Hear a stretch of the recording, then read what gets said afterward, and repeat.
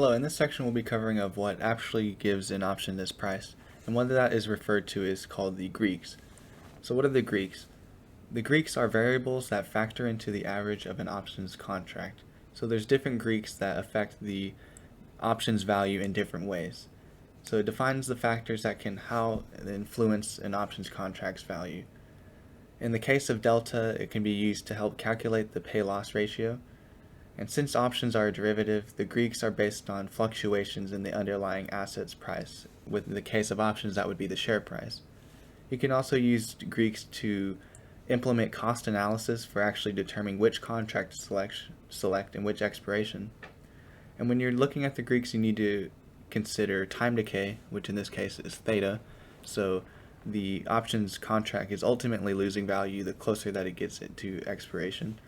You need to look at the changes in implied volatility, because changes in implied volatility will result in either a positive increase or negative increase in the options value with Vega, and the change in the share price, which is delta, so ultimately that's your money maker. So if the higher the delta, the more dollar amount you'll make per dollar move in the share price.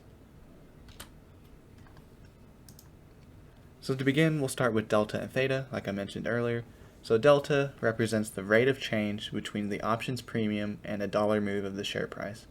So keep in mind, $1 move in the share price. So let's say Apple's at 150 and it moves to 151. The delta can range from 1 to 0. So in this case, if Apple were to go up $1 and delta is at 0.22, that would represent a $22 move for calls. And with the opposite, it can range for puts from 0 to -1. So you have negative 0.22 would represent an increase in $22 for puts. So whatever delta may be, that represents how much money you will make for $1 move in the share price.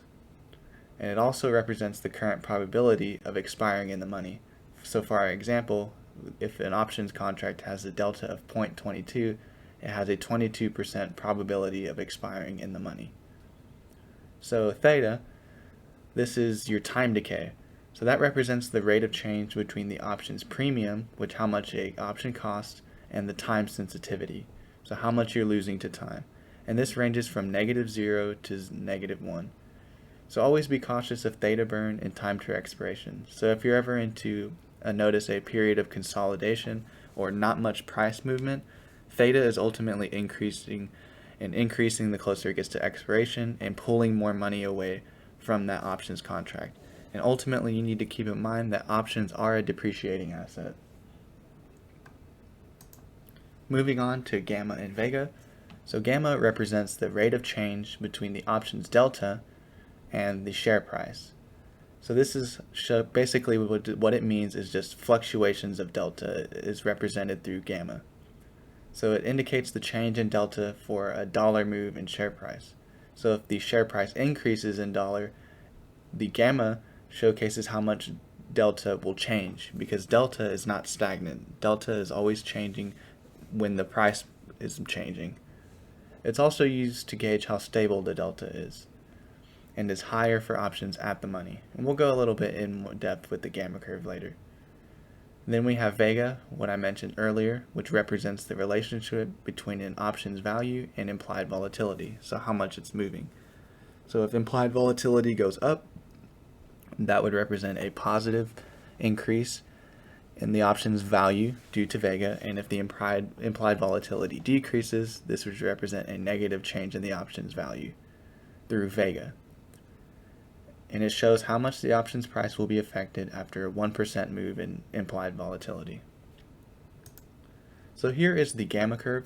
So this represents gamma curve. So here we have the stock's price. As you can see, this example is using a $25 call, so keep that in mind. A $25 option call for any particular stock that it has. So we have 20. Ultimately, you can see that gamma increases the closer that it gets into the money, peaks right at the money, and then slowly drops off. As you can see, delta increases with gamma. So this strategy here is why you sometimes see investors roll out options contracts, because they're trying to maximize their delta and dollar value that you get from an options contract. So always keep in mind that gamma peaks right at the money, and sometimes you'll notice that when you're in an options contract and it goes deep in the money, you'll say, why am I not making as much? It's because that delta levels off and gamma ultimately decreases. Another Greek to keep in mind is rho, and this is one of the minor Greeks.